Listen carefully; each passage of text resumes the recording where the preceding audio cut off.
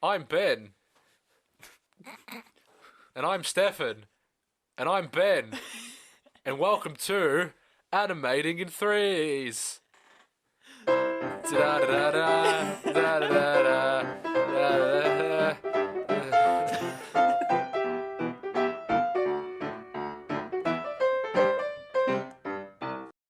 So as Michael adequately put it, I'm Ben, I'm Stefan, Animating in Threes. and he's Michael. and we are Animating in Threes. We are an animation podcast where three guys talk about an animated film or series and discuss it in detail.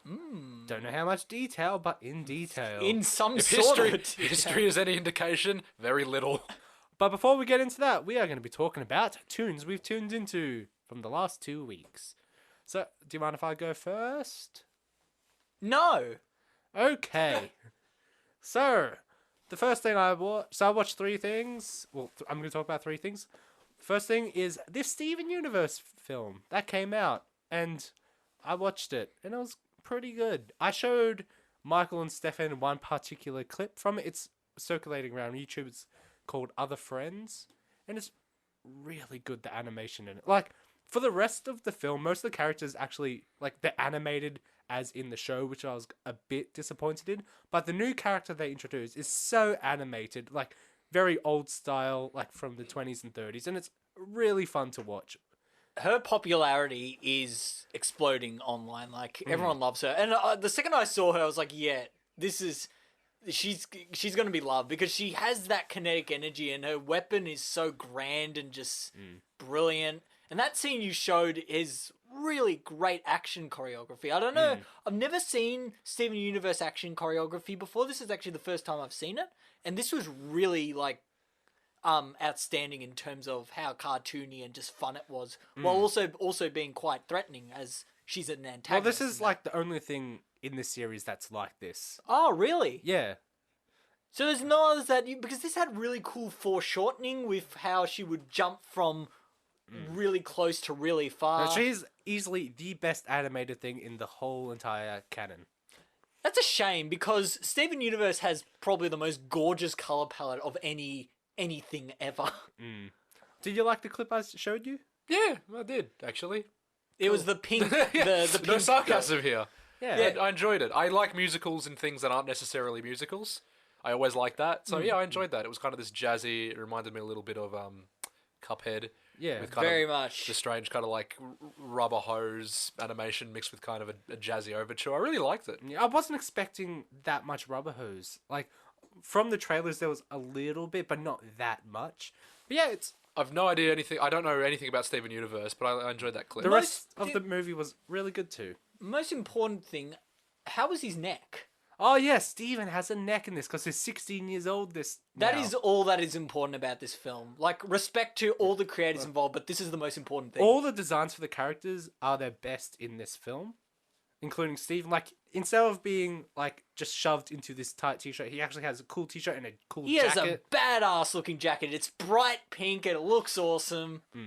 And I love Garnet's design as well with her glasses. It just looks so cool. And Pearl's design, like, kind of looking like an 80s rocker chick. Can I just ask, is most of their designs now just, hey, we have budget, let's put a jacket on them? Yeah. Except for Spinel, who's just, Spinel. hey, let's make her constantly bop up and down. Yeah, that's another fun thing. Like, every time she walks, she's just bopping up and down. Yeah, which because is that's just really that's fun. a 1930s thing. That's Yeah. really cool. I also has started watching Star Wars Rebels now. So this is where you've gone from almost cinematic grade Clone Wars to not so much, right? It's not cinematic, but it's not as bad as the first few seasons of Clone Wars. Okay. It's better than that. It's based off Ralph McQuarrie's art style, of his concept art. Oh, that's the Star Wars concept guy. Yeah. Yeah. I And- recognise the name. Yeah, so... I'm proud of myself. So the show is based off his style, and, like, one of the characters is deliberately looking like one of the concepts for Chewbacca. Ah. It's, like, purple and a bit less hairy. And, yeah, it's definitely a lot more kiddie than... Like, coming off the Clone Wars, it's definitely a lot more kiddie than that, but as this show goes on, it does get more mature, just like the Clone Wars, so... Looking forward to that. And I also watched a new series, which is talked about a little bit before called Undone. So it's a Oh, is that already out? yes. So it's a rotoscoped show, 8 episodes, 22 minutes each, and it's made by Kate Purdy and Raphael Bob Waxberg, who both work on BoJack Horseman. Instead of Netflix, this is an Amazon Prime series. Yeah, and it's like completely rotoscoped, and it is actually a lot like Waking Life. What's this I could called see again? that. I'm Undone. Remember it's that actually- one with the woman in the car that the trailer cars. Ben showed us? Oh yes, sorry, Yeah. yes. Yeah, no, and actually the same company who worked on this worked on A Scanner Darkly. Okay. Is it Scanner Darkly the Another Richard the Linklater. other, Is that the one with Robert Downey Jr. in it? Yeah, Robert Downey Jr. and Keanu Reeves. Yeah, because I remember when we first, because I hadn't seen I'd only seen parts of Waking Life until we. I thought that was the I one thought it was with the Robert same one. Downey I was Jr. expecting Robert Downey Jr., but no, I was he's in kind of A Scanner Darkly. disappointed, but I haven't kinda seen not. anything from A Scanner Darkly, so No, we should watch it one day. Apparently but good. yeah, Undone is also pretty good. We should have a Linklater month. Stefan, what have you been watching? We didn't go with Michael. No, we'll do him but last. you know. You still gotta watch Rocco's Modern Life. Yeah, I haven't finished it. But you watched that clip of Steven Universe, so Yeah, that's my tunes. What I've watched today. Yes. okay. So Stefan, Okay. I've mentioned it so many times these past 2 weeks, I can't even tell if I said it on the last podcast, but I finally watched Final Space. you did not mention it last time. Okay. So, Final Space is great. I loved it. More than I thought I would have, because its art style is, like, people would say, oh yeah, it's kind of simple, but it's not. It's so cinematic in how they do their lighting, how they do their compositions, and the action is just A grade. Like, I was not expecting to watch this, and I was not expecting a full-on Guardians of the Galaxy tier space adventure. And Yeah. yet, that's exactly what this gave, with almost more heart than Guardians of the Galaxy. Like, Yeah. this had some really hard-hitting moments. My favorite part of Final Space is like the unexpected moments of heart that it gives, because like you just expect it to be this fun, goofy adventure, but then when it just really gets into like what makes people run and tick, and it's unexpected to the point where you just go like, I am so amazed by this. Yeah, it really hits you on all those levels. So it's got fun animation, which you think, oh, this is great. It's got great set pieces, which you think, oh, that's fun. It's got the adventure, which is good. And then it hits you with the characters that are really actually well done. It's like, wow, why does this have everything? It shouldn't have everything. My favorite joke from Final Space Season 1 is, so at the start, you find out why Gary was in prison, or why he was a prisoner, which is he knocked out a guy, Yeah. and then he left him in a toilet and stole his uniform, and then he accidentally blew up a whole lot of spaceships. You go back there 5 years later, turns out he's still knocked out in that toilet, all drugged up. no one and helped no one's him. helped him. For 5 years. And like the fact that they paid that off in the penultimate episode, I just loved that. Yeah, it's really clever with... It's not crude humor. Like, it does do some crude humor, but a lot of the other humor is just quite clever and just kind of niche.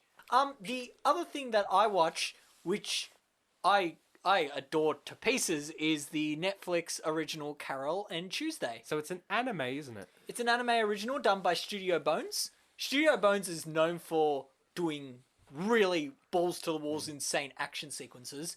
Yet this is the exact opposite, where it's about two women in this like sci-fi future, and they write music together. That's all it is.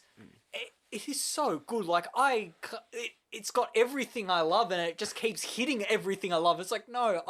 Does it have Gundam in it? No, it doesn't have Gundam in it. But it got to the stage where at episode 4, I had to drop it because I was like, no, this is too good. I don't want to see it anymore. It's like, it was too much of just, it's nice. It's got this warmth to it. It's got great characters. The animation is beautiful.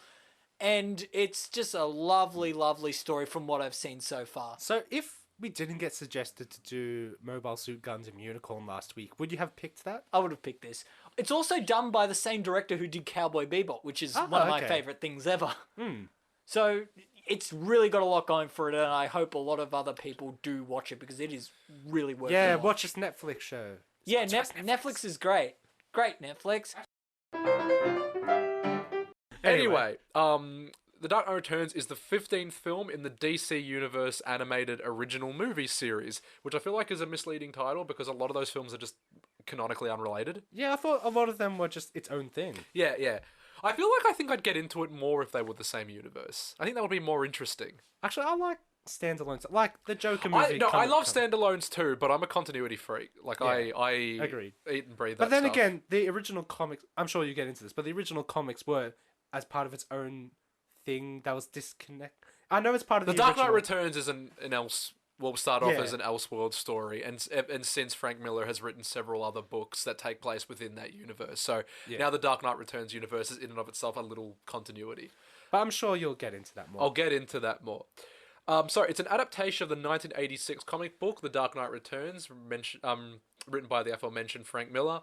And the film was initially released in 2 parts, so it's unusually long for an animated film. So the film was directed by Jay Oliva and written by Bob Goodman. It was produced by Warner Premiere, DC Entertainment, and Warner Brothers Animation, and was distributed by Warner Home Video. That's a lot You of say- Warner.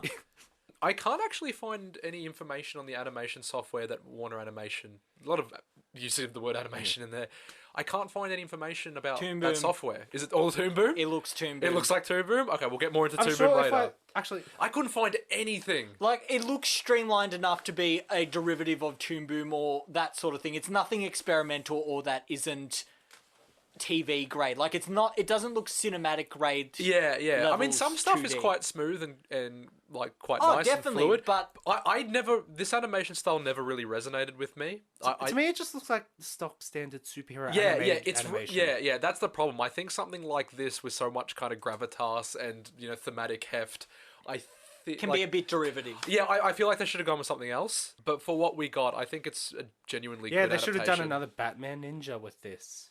I haven't seen that. We should do that one day. It is so bizarre. Anyway, it had an estimated budget of $3.5 million, and part 1 and 2 combined made a $9.6 million, box office take. So it made about 1.5 times its budget. Yeah. Altogether. So that's pretty good.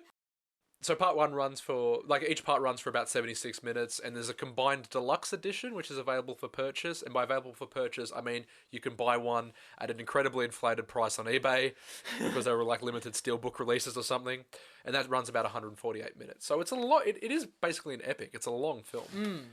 The film stars Peter Weller as an really interesting take on Bruce Wayne. I wouldn't initially if you told me who would you cast as Bruce Wayne in The Dark Knight Returns, or even Bruce Wayne as in general, I wouldn't pick Peter Weller.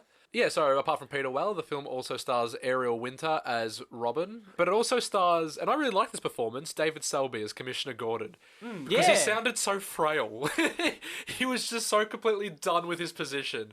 If you think of the history of this character and what he's been through, of course he'd sound like an old this frail old tired man. Well, He's he's actually- 70. So. Yeah, He was one Fantastic. of the best written characters in this movie, definitely. I thought.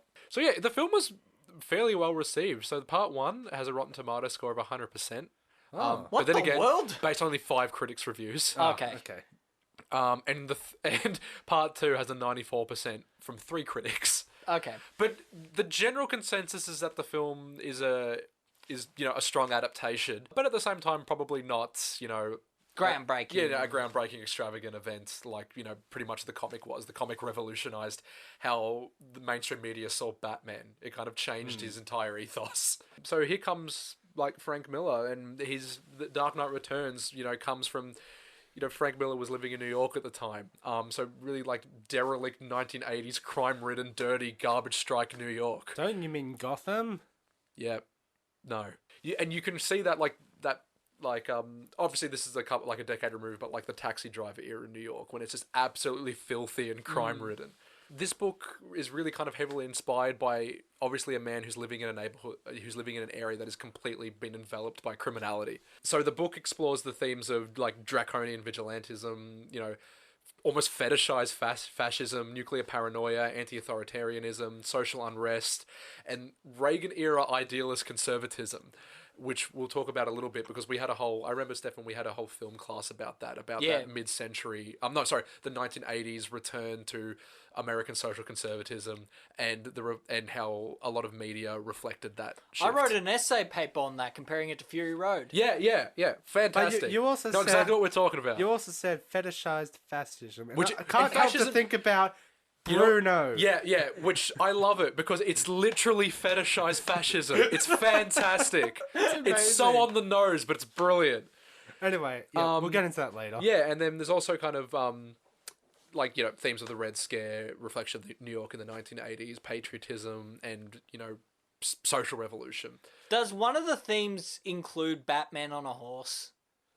Is that a theme? I have a little bit about that actually. That's not a theme. No, it's more of a visualization. I had to I had to analyze. pause the video because I was looking at it and I was looking at a man dressed as a bat riding a horse with other little men with Cyclops helmets with Batman masks on their heads looking up at him, and they were saying, "Let's go save the world." I was like, what the hell is this? No, that's what I love. I love the theatricality because while comic books can I'm a proponent of comic books and of the superhero genre, while they can be used as a force for really deep kind of social exploration, really delving into the broader cultural zeitgeist and looking at quite complex themes, whether they be politically or socially, they're still comic books, and you can still have weird, stupid shit all the time. I love how Watchmen is this perfect distillation of nuclear paranoia and this almost takedown of American idealism, but they can still have a really dumb giant alien squid at the end. It's fantastic. Dumb alien squid. The whole thing is really encapsulates that mid-1980s dark, borderline fascistic power fantasy. So we talked about, obviously in the 1980s, Ronald Reagan was elected president, basically. In America. Hard-bodied America. Hard-bodied American. Yeah, we talked about this. If you do, Film Studies 101, if you do the most basic film course, you would have learned about, Which is what we did. especially political influence of cinema throughout the decades. And in the 80s is where you 1980s. got your commandos, your Rambos, all them. Yeah, well, we talk about, what was it? Hard-bodied... Hard-body cinema. Yeah. Hard-bodied cinema. Ronald Reagan was a Republican elected president in the 1980s, and he represented a very specific American ideal. He was an actor. He starred in very kind of culturally romantic Cowboy. westerns back in the 1950s, and he represents that post-war American romantic idealism of just White picket fence. white picket fence, nuclear family, but also a celebration of he kind of engendered a celebration of masculinity. And being strong, really muscular, almost to the point of Yeah, just eyes bulging. reasonably I hesitate to use the word archaic, but they're very kind of old school values. Yeah. Whether now we're a little bit more, I think we're a little bit more about gender fluidity and Yeah. how gender is a very kind of loose term. There shouldn't really be a tonality associated with sexes because you just be what you want to be, basically. Yeah, so that Reagan era romanticism and really kind of it kind of culturally combines with this. It's in the book anyway. It's culturally kind of combined with this rise of crime and criminality in New York, and you kind of get those power fantasy violent characters. Yeah. So this is your era that kind of gets stuff like Death Wish, starring Charles Bronson. You got Dirty Harry, or even characters like the Punisher kind of came into their own in this era. It's just basically, almost fascistic power fantasies. It's just getting back at crime in the most Violent, aggressive. violent, aggressive, but simultaneously effective and efficient way imaginable, which is going into the street and shooting the less fortunate in the face. So much fun. So yeah, you can it's interesting in that sense, and that's pretty much really the sensibility that created this version of Batman. It's just someone who is so just angry and fed up, and you can really feel that in the film when he's watching TV and he's seeing all this crime, and he's just completely overwhelmed with how far Gotham has fallen, even though arguably it was just always Just as terrible, yeah. bad. Why does anyone live in Gotham, by the way? I always presume that it's really cheap rent. You know what? Probably. It's like how in the Marvel Universe, no one should live in New York. What an awful place to live. But at the same time, I think maybe in those universes, rent is so low that it just attracts people who are probably a little bit more desperate Yeah. and more willing to commit crime. So that's why Gotham is just in this perpetual state of anarchy all the time. And if the Reagan era social conservatism influence wasn't obvious enough, Ronald Reagan is literally the president in Dark Knight Returns. And is super old and looks like a zombie. In It takes place in this kind of atemporal reality that is obviously heavily inspired by 1980s counterculture. in this animated thing, is that meant to be Ronald Reagan, or is It's it never explicitly stated, Okay. but it's obviously Yeah, inspired. it sounds and looks like him, but I couldn't say that it is him in it. Yeah. Frank Miller explains in an interview that I read online, kind of what kind of drove the tone of the overall project. And he's talked about living in New York in the 1980s, and he says, "I got mugged. I'd always wanted to visit Batman and see what I could bring to him. But living in Manhattan and getting mugged once or twice gave me a much better view of the character. It made me, at least for a little while, as angry as he was." Isn't he Okay. known for being an angry, grumpy person? Frank Miller. Yeah. Or am I thinking of the other one? Alan Moore, I think That's maybe the is the one one. that's always grumpy. Frank Miller, but Yeah. right now, if you watch some interviews with him, he's incredibly well spoken and polite. So Okay. he seems like a nice dude. No, I think it was Alan Moore I was thinking of. Alan My Moore bad. was just kind of a grumpy old man, but he was also responsible for just, I guess, the best graphic novels ever written. So what? he can behave how he wants. It's like the whole. He can Roald wear his Dahl rings thing. and talk about the fifth dimension or whatever. Fifth dimension. Yeah, so you can really see, and you can feel that anger. You can feel that absolute, like very pointed and directed, like, fury towards criminals. You can just feel how angry, especially when you read the book. You can just feel like it almost is a power fantasy. It's just Batman. Absolutely, he's completely effective in fighting crime because basically whatever authoritarian power has tried to squash this mutant gang force has been completely ineffective and basically impotent, and it takes someone who has absolutely no regard for authority or proper procedure coming in and being as ruthless and effective and as efficient as possible. Yeah, and you can really feel that. It's like, yes, this was written by a guy who definitely hates criminals, on like on a level that you can tell is completely personal. So there was an observation by a comic book writer by named Grant Morrison. Not sure if you've ever heard of him. I have heard of him. Yeah, he's very much the antithesis of Frank Miller in the sense that he subscribes to that very kind of deified, mythic, ultimate positivity status of superheroes. Yeah. He loves that. He loves the camp, basically. But he obviously is a huge fan of. He enjoys The Dark Knight Returns, and he made the observation on a podcast with Kevin Smith, which I really recommend. It's about 6 hours long, but the way Grant Morrison speaks is just completely captivating. Should we do a 6-hour He's podcast? off the wall insane. Like, he's completely bonkers. He talks about how he saw Christ in the pool or whatever. What? But the way he speaks, I think he just has like this cadence that's almost lyrical. Like, he's a Scottish guy. He's got this beautiful accent, and he speaks with so much passion. He speaks with so much passion on superheroes that it's just completely captivating, and you're completely drawn into his mindset and his world. And even though he's talking about seeing ghosts and how his house is haunted, you go, you know what? It probably is. I believe you, Grant Morrison. I believe that your light bulb's haunted or something. Your light bulb is haunted. I really recommend that podcast with Kevin Smith as well. Like, it's fantastic.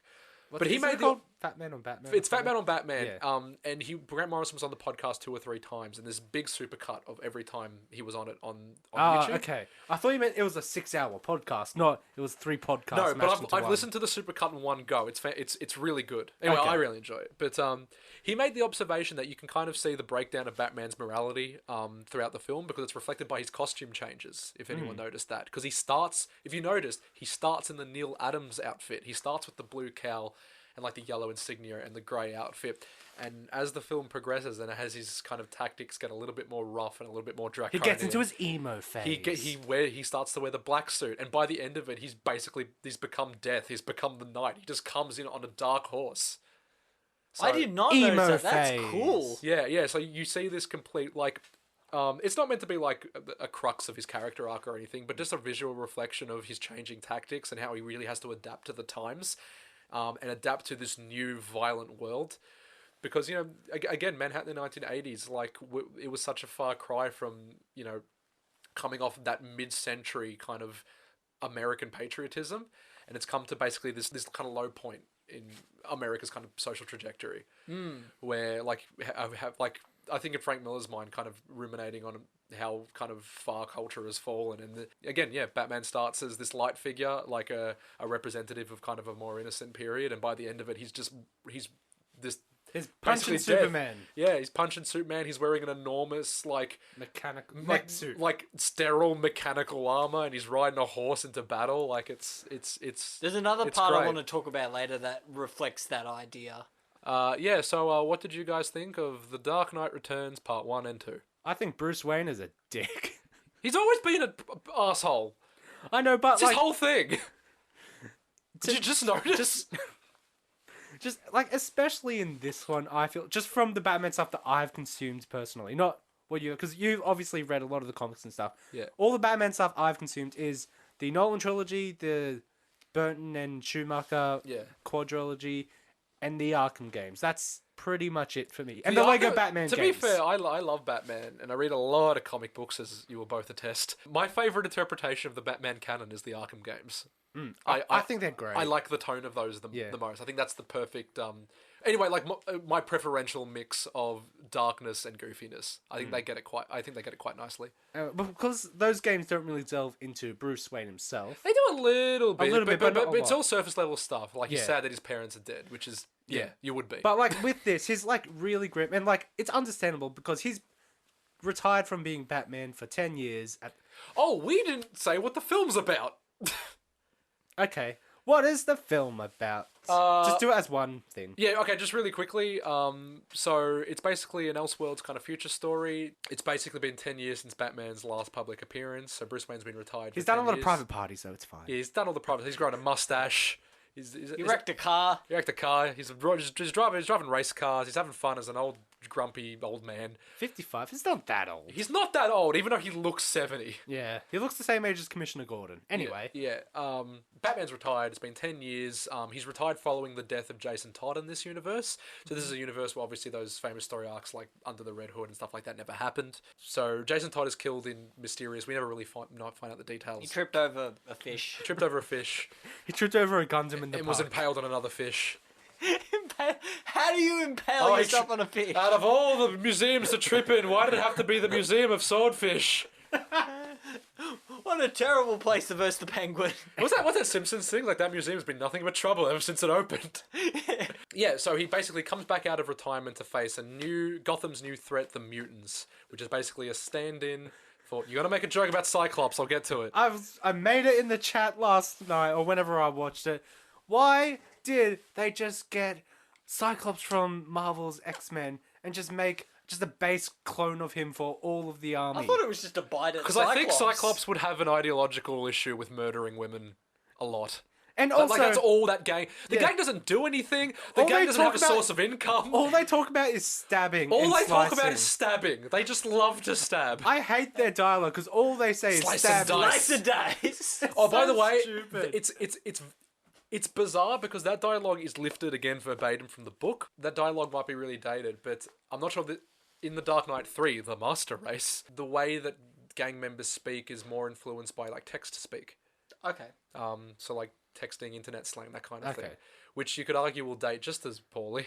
Lol, really, illy. It's kind of like that stuff, but That's the first time I've ever said LOL, by the way, properly. it reminds me the way. It's kind of weird, actually. I know. Yeah. So Okay, basically- anyway, back to the plot. Yeah, Batman comes out of retirement to face the new mutant threat terrorizing Gotham. The New Mutants, the film that's gonna never come out. Yes, that film, Ben. Okay, I need to stop. I need to stop. Okay.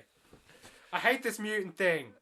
It is confusing because they do look like Cyclops and they're called the mutants. Anyway, that's basically the plot. It's just Batman coming out of retirement to. You have to say the whole thing. That's it. No. We'll get through Okay, it. no, I'm gonna do the plot. I don't want to go over it because the recap goes for so long. Not Oh, really. Oh, I So- can do the recap. You do the this recap, is great. Stefan. I So was- basically, why can't I? Whatever. because you're gonna do You it can both do the seriously. recap at the same Okay, time. so Batman comes out of retirement. He punches some guys, and then this big guy goes, "Oh no, I'm gonna kill you," I'm and gonna he punch nearly you. does. And he's like, "Oh no, I gotta be smarter." So he punches that leader, and he punches him in mud. And then the New Mutants are like, "Oh, I guess we're sons of Batman now." And But then the Joker hears about this, and the Joker goes, "Hey, look, I'm not going to act sane anymore. I'm gonna All because be- Batman's on the news. So let's get That's insane." a little bit different from the book. In the book, Joker is catatonic. He Oh. was. It looked like it was I at thought the he beginning was, of the yeah. first one, Yeah. but in the second one, it doesn't seem No, like he's it was. he's kind of up. He's kind of up and moving. Yeah. A little bit. But Anyway, anyway. so then you have the Joker causing chaos and killing people in crowds, and then you have the Sons of Batman also causing more havoc, and then the power goes out because Superman There's tried like a to nuclear kill, war happening in the background. and Superman tried to Just in case divert it a wasn't bomb. 1980s enough for you, the Soviet Union still Yeah. exists. And the bomb somehow caused an EMP to cause all of Gotham's power to go out, which means that people could escape from the jail cells. And then there's people fighting people and Batman going, I'm on a horse, let's do this thing, but no guns because they kill my parents. No guns, just stab everyone you see. Actually, that was the one poor voice performance, I think, in the entire thing. I don't think there was a strong enough presence when he was giving his big motivational talk. No, at the there end. wasn't. But then the president got angry because Batman was becoming more of an authority leader, so then he sent Superman to go, I need to teach you a lesson. I Let's love do it. the Superman's fight. been basically brought under the remit of the government. It's fantastic. And you kind of hear what happened to the rest of the Justice League as well. And then Batman beats Superman. but Superman also beats Batman, but it turns out Batman's still alive at the end. And he has the new stabby slice of dice of people, and now the Sons of Batman, and they're gonna learn how to be Batmans. Also, they introduced female Robin Carrie Bear. No, Carrie. It's like Carrie Kelly. Yeah, Carrie Kelly. She's awesome. She's I really cool. liked her. Anyway, that is the plot. Sorry, that was so bad, but Michael couldn't be bothered doing it, so Steph and I had to step in. No, I'd rather spend an hour talking about Reaganomics or whatever. Reaganomics. Okay. Opening thoughts. we Yeah, have opening to say. thoughts. Did you give yours? Yeah, so apart from Batman being a bit of a dick, you're gonna have to censor those two words out. That's fine. Anyway, apart from that, I quite enjoyed it. Yeah, it was a really fun to watch. I've never read the comic, so watching the film like this, and now hearing that it is a faithful adaptation, I quite liked it. And again, like, there have been a lot of these themes iterated throughout other Batman things that I've watched, and yeah, and a lot of just different media, but like seeing where all that comes from is really cool. I think the problem for me with this particular, how DC does their animated things, is that they wonderfully do them faithfully, they do them too faithfully, and don't experiment as much. In that, That's true, yeah. the visuals are really nice, streamlined, slick animation, cool, but they never do anything too interesting. Like, the most interesting animation parts I remember in this was when it showed Batman, he's stripped off his clothes when he's bleeding half to death to see, I don't know, the mantle of the bat eat his head off. I don't know, it was something weird.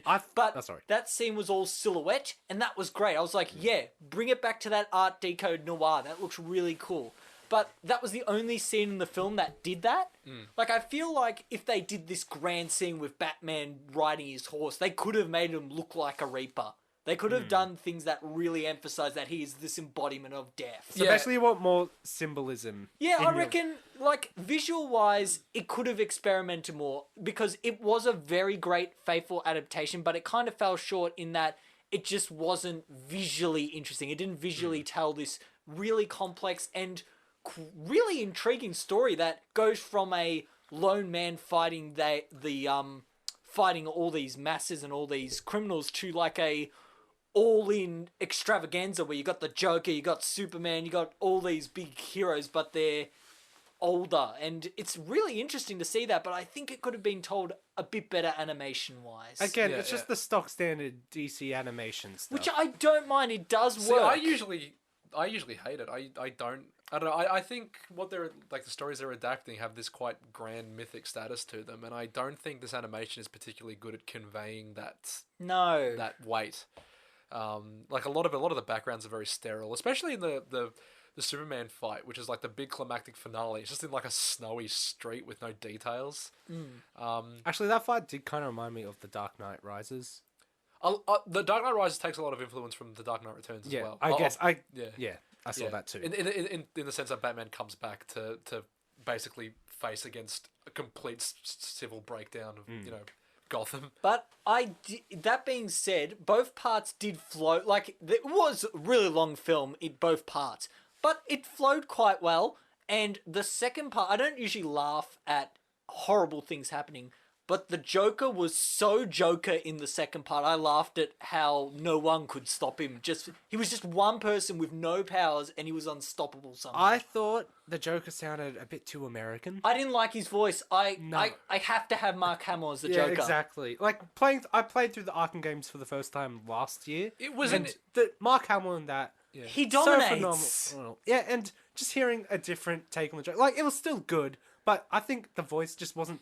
It didn't have that edge to it. And I think that the Joker needs. it's not just him. A lot of the other characters in this felt like the voices, besides Commissioner Gordon. Commissioner Gordon for me was 100%. I also really like Robin Because Commissioner as well. Gordon's a bit more like fluid. You can You can have a J.K. Simmons. You can have. But yeah, because he's not that iconic, or really, there's no one role that really defines that character, or at least not one performance that defined that character. You can be a bit more loose with how you cast Commissioner Gordon.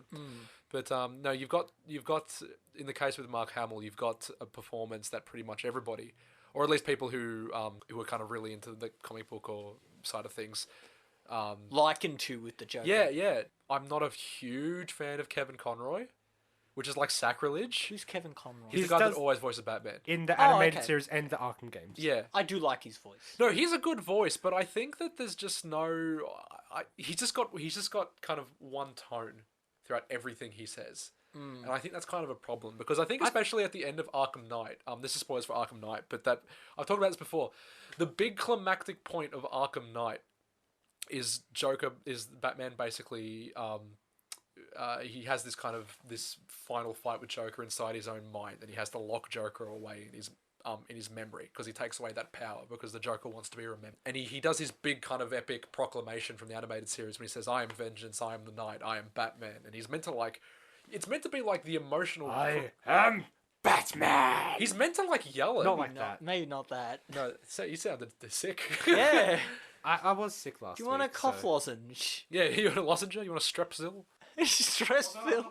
Yeah, no, he's meant to proclaim this big "I'm vengeance, I'm the night, I'm Batman," and he kind of flubs the line. I think it's incredibly. It's not as powerful. It's very flat and stilted delivery. And Kevin Conroy is not that old.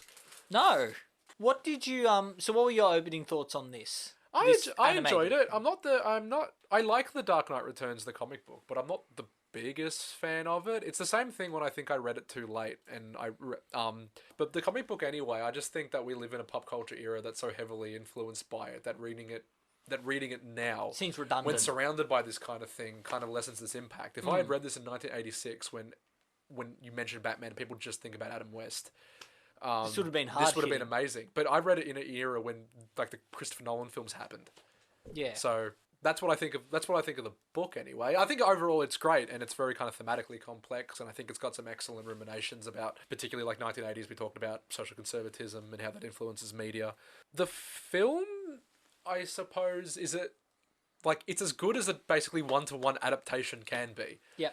All of its strengths are the strengths of the book. There's nothing overtly wrong with it. I think a couple of the news segment bits don't quite translate well into cinema, because when they're depicted in the book anyway, all the news segments are basically flashed on one page or across a spread. Whereas this, they couldn't do that. So really, you got to cut next to it, because books in a sense are partially non-linear in the sense that you can take in a whole scene at once.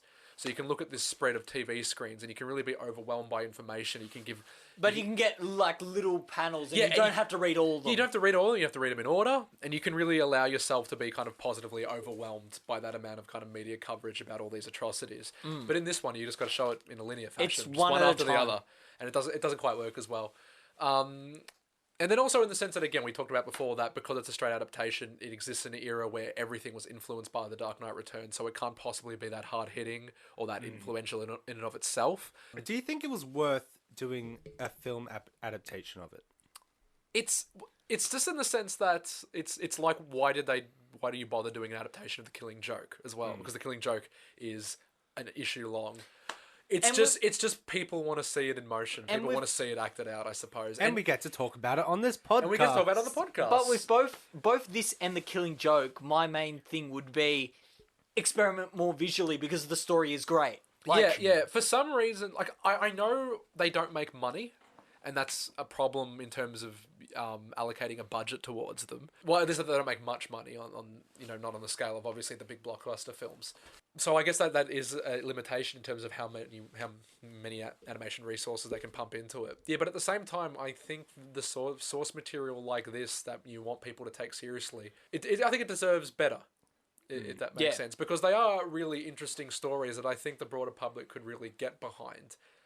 Because they're while they are incredibly influential in the comic book landscape, no one's heard of them in terms of the mainstream. Like you'd be hard pressed to find people who know about like The Killing Joke, or The Dark Knight Returns, or like. But that's the thing. In order to convey it, Batman Year One. Like even though like people like my family will maybe love Batman Begins, which is takes a lot of elements of Year One, they would have never heard of Batman Year One, despite being probably the most popular pieces of Batman related literature. Yeah, so I feel like they if you want to push these into the mainstream, give them a little bit more emotional weight. I don't think the animation style that they end up going with for every one of these films is the right one to go with, even though it's one that they basically have to choose out of necessity, because again, animation is incredibly expensive and difficult. In terms of it as an adaptation, again, it's nice just to see it acted out, to hear it voice acted, to see it in motion, but at the same time, it's satirizing a cultural climate that's long gone, basically.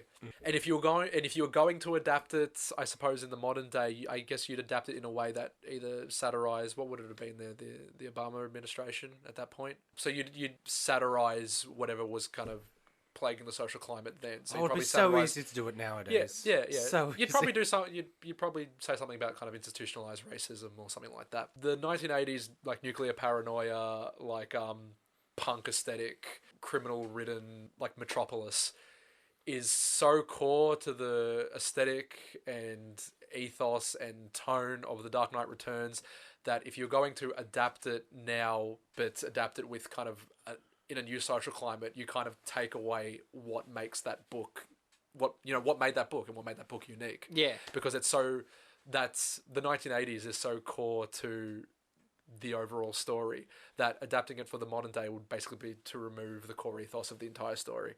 So I guess maybe you could do a loose adaptation, but again, a loose adaptation is just kind of the Dark Knight Rises and all this stuff, or Batman versus Superman. So your mileage may vary depending on what you're looking for, but as a straight adaptation, it's just fun to see it acted out, and I enjoyed it. So Carrie Kelly, I've never seen Carrie Kelly in anything I didn't even know before. she existed. Oh, didn't you? Because I've always, for the past few years, I've known there was a female Robin, and I've only seen like images. So as soon as I saw her, I recognized who it was, and I guess that is a good thing that she is recognizable. Yeah, not like especially with her glasses that wrap around her head, which I thought was a cool detail. Yeah. Yeah, I thought like introducing her into this world was really cool. Although, again, like I know this is a problem with Batman. Like a lot of people have addressed it. Like, why would he get this 13-year-old girl to help him with all these dangerous things? Because she reminds him of like the ideal from like that bygone era, and that's why she joins as well. Because her costume is also completely kind of uninhibited or completely unreflective of kind of the darkness that's enveloped Gotham now. Her costume is a complete one-to-one throwback to the colourful romanticism of the 1960s. And Batman straight away just embraces that, like without question. Yeah. But yeah, I really liked her character. Again, the fetishized fascism character of Bruno, I was completely thrown off by that. I was like, what the hell is this? That's also straight from the book. She was a massive... Like the swastikas over the nipples, it's straight from the book. A massive butch woman, and just... It was so fun. It doesn't have any... anything. It doesn't add anything to the plot really, apart from just the thematics behind it. I would have loved to be in the room while you two watched that, because like it's insane. What else did I like? I liked the beginning where he like is first Batman again, and he's like brutalizing all these people. Yeah, I wasn't expecting. I thought he would. Like, he wouldn't be punching them and all that and just be apprehending them. No, it's incredibly violent. Yeah, I wasn't expecting... It's a very aggressive old man. What did you like, Stefan?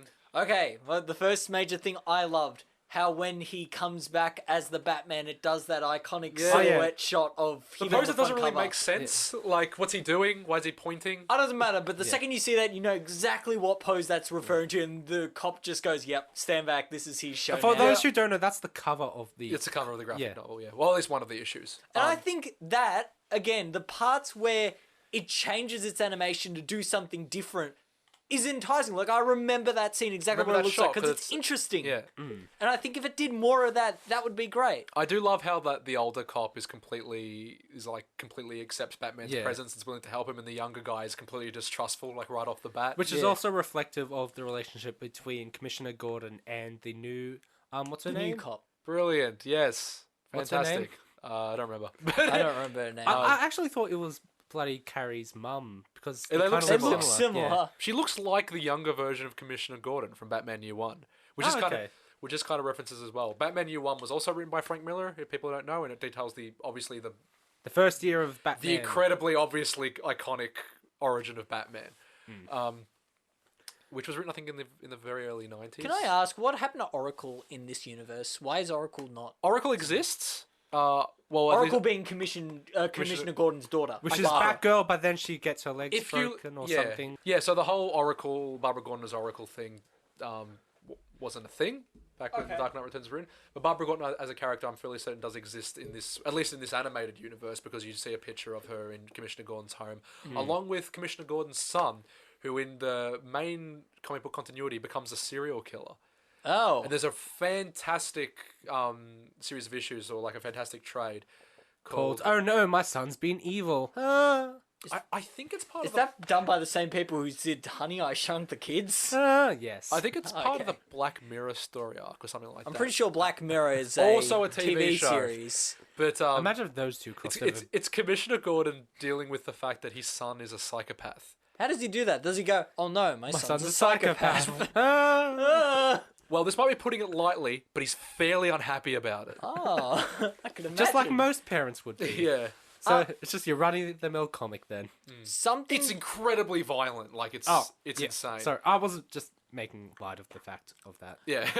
Something Yes. in this animated thing, the animated film, that I was laughing maniacally, and I didn't even find it funny. I was just laughing at how ridiculous it was just how when the Joker goes on his killing spree in the carnival, he's just shooting at everyone. everybody, Like, yeah. there's no plan to it anymore. Completely it's nothing. anarchy. He's just firing shots And off. for me, I don't know how it plays out in the comics. I wish it was done again more experimentally, but I love how Batman kills him in the Tunnel of Love. Yeah, I was going to mention, I knew you'd love that. It's the most on-the-nose symbolism, probably in the entire thing, except for, like, the literal fetishized fascism bit. Yeah.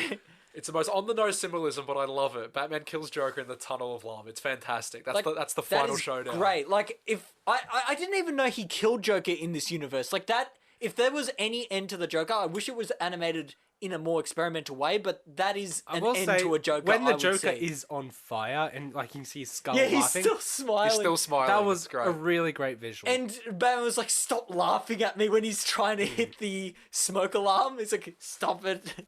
The humor, there was humor. There is bits of where it's funny. Do you know what I loved? Is it the Never Live in the City part? Which one? Oh, okay, go.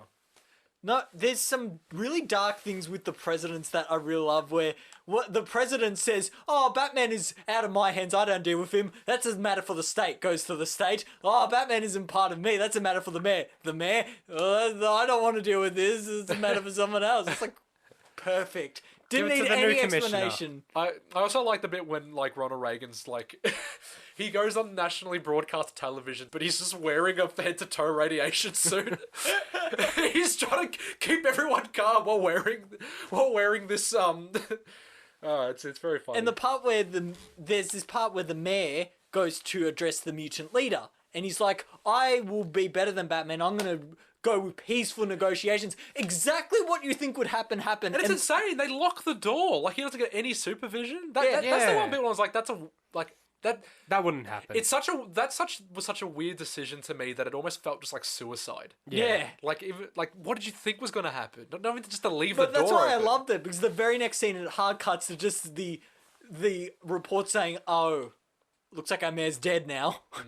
I don't really like the fake out when you think Commissioner Gordon's been shot, and she's like, "Oh, I read that wrong." Do you remember? Yeah, that was No, very I didn't- obvious. I didn't That was like very that. obvious. Yeah, of course. Yeah, of course. Okay. But you guys hadn't seen. Did you guys know anything about it before? Presumably, you knew about the showdown, the climactic showdown, Ben. Yeah, I knew there was the Batman versus Superman fight. I think that's it. I didn't. You didn't. Yeah, I was interested when you were telling me, Stefan, because you texted me a bit while you were watching it, and you didn't know anything about it. Was there Yeah. anything you were surprised at, like characters you were surprised showed up, like Superman? Superman. It was funny because throughout this entire thing, Batman. Ben said that Batman was a jerk and represented as a jerk.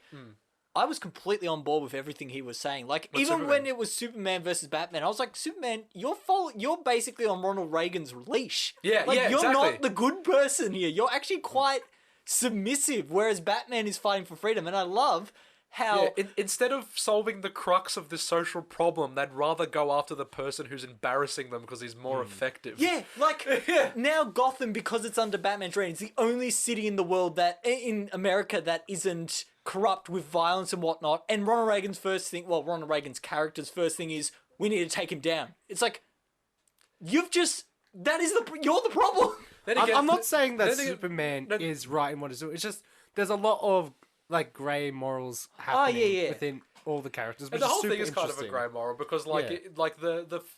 it does, like, the book itself seems like a little bit. It's more in favor of Batman's kind of, off the record kind of. Obviously, because this is way a of- story from Batman's point of view, so obviously it's going to be more Yeah, but towards because his from favour. his point of view doesn't mean you could be sympathetic towards that character. Well, what about the Joker movie coming out? Yeah, you shouldn't be sympathetic towards him. You're not meant to be sympathetic with like Travis Bickle or Rupert Bumpkin. They're character studies, but yeah, at the same time, I feel like one issue would be that obviously Frank Miller is incredible. Like he said before, he's as angry as Batman was, so it's not as willing to critique Batman's methods as you probably should. You should critique what he does because what he does is insane. Yeah. It would be completely ineffective. It's like that's the point of view of the new commissioner as well. Yeah, like he's not doing the right things in like due process of the law. We should take him down. It's a whole. I think always like the Punisher is also kind of a really interesting argument. You read a lot of Punisher comics, and there's a lot of stuff about where the cops are really happy just to kind of let him do his thing. Because they might not agree with his moral philosophy, but at the same time he gets results, and also he's kind of this kind of social surrogate for everybody. Like everyone experiences so much like catharsis when he's around. There's an issue of the Punisher when the Punisher goes after us. What's it called? It's called the Slavers. It's about sex trafficking. And, like, sex trafficking or human trafficking is one of the most absolutely abhorrent crimes you can be involved with. Comics are so fun. Aren't they fun? And Frank Castle basically goes after this sex trafficking ring, or this human trafficking ring. And one of the women he rescues, he says, like, I'm going to go back and kill the rest of them. And the woman says, like, why? Like, you're not fixing the crux of this problem. Like, if you go after them and kill them, there's going to be another ring, there's going to be more, like, gang members. It's just going to happen again. What you're doing is completely impotent and ineffective. Like, why do you keep doing it? And then he just looks at her and says, we'll both feel better if I do. Yeah. Yeah. That's it. It's just, at that point, it's just catharsis. That's it's basically... what Batman's doing. It is a borderline fascistic power fantasy. Do you know what? I also like how in this animated one, and I'm assuming because it's a faithful adaptation, the other one does it too, how the Joker, it kind of outlines this idea that the society tries to keep blaming Batman for his techniques, and yet they keep trying to emphasize with the villain saying that Joker has a distraught mind, and yet he goes on the show saying, yeah, I'm going to kill all of you, and they're like, oh no, he doesn't really mean that, and he's like, well, I do. And then he smashes a mug and kills his doctor. That's defending It's a bit him. different in the book, but the key difference being that he goes on like a David Letterman surrogate instead of Conan O'Brien. Conan O'Brien does voice the talk show host. By the way. By the way, the Doctor, even though I didn't like him, he had a point because as soon as Batman was in the news, that reawakened the Joker. Oh, definitely. Which means that Batman is kind of but creating he his own kept villains at the same supporting time. the Joker as well. Yeah, I know. Yeah. But I thought that was a really interesting like story beat where Batman is kind of creating his own villain. But it's kind of scary as well because again, I'm going to go back to like Frank Miller is very angry at the world, and like he's kind of talking. It's kind of like it feels like anti-rehabilitation almost, which I think is kind of dangerous a little bit to say that like nobody is a Well, dangerous person. like in this case, like a dangerous person like can't be reintegrated into society. It seems very much opposed to that idea. That being said, in the case of the Joker, I think it's fine Yeah. because he's a cartoon. Yeah. So it's okay to kind of make the Also, statement about he's him. like a mass murderer as well. Oh yeah, he's killed like they give a direct figure Like in it. over 600 Also, people. I find it really odd. I find it really stupid that the second Batman kills the Joker, he's immediately labeled a murderer. It's like, oh, he's a murderer. He killed the Joker. What? Okay. But he mentions there that he's killed people before, so it's not the first time. Because he says something like, all the people I murdered and I let you live. And he goes, why? Yeah. Oh. That's honestly a good line as well. Like, why wouldn't you kill the Joker if he's gonna keep killing people? I remember in the Arkham series, they kind of infer this idea that they need one another. The Joker yeah, needs definitely. Batman, Batman needs Just the like Joker. in They- The they- Dark Knight as well. I Yeah. think with like they're symbiotic, they justify each other's existence. But like, it's one of those things that I don't think you can go much deeper than that. It's been explored in basically every piece of Batman media. It's Except Batman from Tim Burton. Anyway, have you guys got anything else to say about Batman Returns? I think we've The got a lot of Dark interesting Knight things. Returns. Batman Get it Returns. right. We're You not got me talking thinking about... You got me thinking about Batman Returns. You got anything to do with... Every one of us has to like mispronounce it at some point. Yeah. Stefan, what did you think of The Empire Strikes Back? Well, I reckon it was good. Should we close now? Yeah, we should. Closing thoughts. Stefan, what did you think of Batman The Dark Knight Returns? Well, I liked how there was Batman and he rode a horse, and that is all I I wanted like to how see. it was Batman and he came back. Got it. Said everything it said on the tin happened. No, we already said what our major thoughts are and problems are. I just think it could have been a lot better, but for what it was as an adaptation, it was good. It was fine. Yeah. Yeah, it was good. I just liked seeing like where all the inspiration from this, where it came from. Yeah.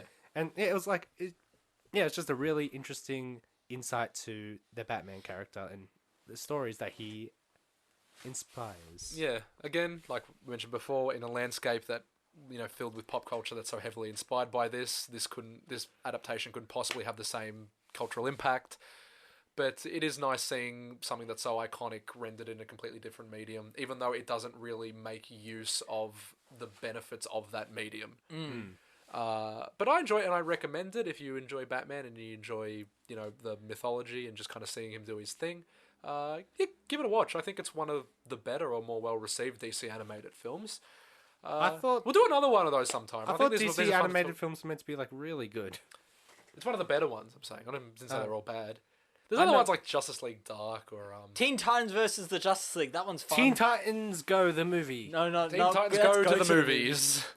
It Chapter 2. Okay. Okay, but Yeah. thanks guys. Thanks for letting me just yell a bit for a while. So that's all of our talk about The Dark Knight Returns Part 1 and 2. So, Ben, Next what are we week- doing next week? Next week, we are doing a movie I have not watched in probably 20 billion no, years. 15 years or so. It is from 1997, and it's based off a book. Not a comic book, but it's based off a book. Oh. Pippi Longstocking. Oh no! It's free on YouTube. Someone's uploaded it onto YouTube. And So that's why you picked it, because we could just watch it on YouTube. also because You don't like it, you have no fond memories of I it. do have fond memories of it, and I want to go back to see if it is good.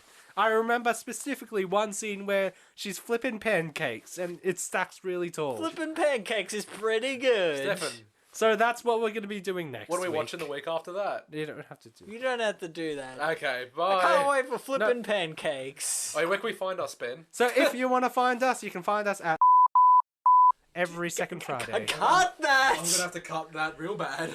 Okay, if you want to contact us, you can contact us at animate3pod@gmail.com, where you can leave us, just tell us if we've been doing well or bad, or if you want to just suggest something.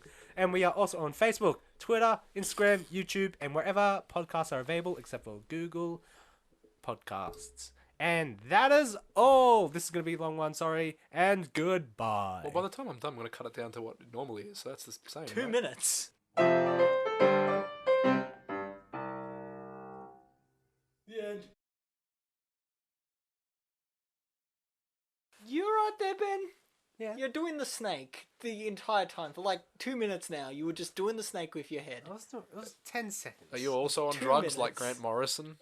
No, on acid like Spider-Man. Ah! Spider-Man wasn't on acid. He caught a guy who jumped off a building because he thought he could fly because he was on acid. Oh. He was on an acid guy. That's every anti-drug thing in like the 20th century, which is just like, don't do drugs because you'll think you can fly. Well, is I that the don't- only side effect of acid? I feel like people wouldn't take acid if all it made you do was think you could jump off a building. I mean, The I 60s don't wanna would just be get into that. hippies raining from the sky. Maybe it was. That's where Raining Men came You'd from. have to mention it in It's like the raining meteorological men. forecast. It's like, and I better take an umbrella because there's got to be a lot of hippies falling out of the sky. Oh, Okay. no. It's the summer of love, there'd be hippies everywhere.